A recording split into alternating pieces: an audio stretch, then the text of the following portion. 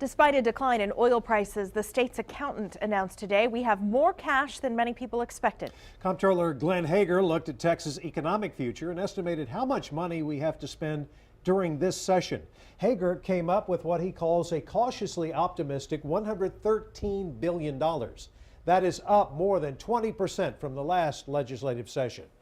And now that we have this number, KXAN's Phil Prazen has more with the argument it's causing. You think Texas and you think Austin, you think Boots. The business model at Allen Boots on South Congress is simple and effective. Really fun place. Aaron Slade says the more money they make, the more boots and hats they buy.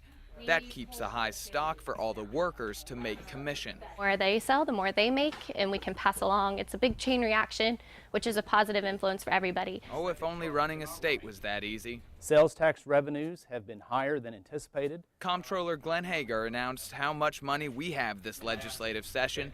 He estimates lawmakers will have $113 billion to spend, higher than the last few years and higher than expected with plummeting oil prices. So now the decision becomes, do we cut taxes or invest in the future? Not enough money to start be giving away in tax cuts.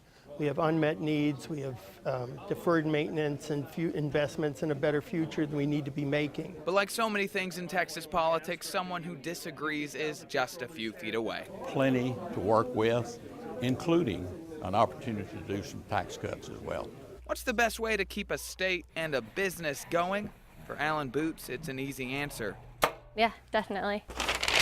Not so much for a state of almost 27 million people.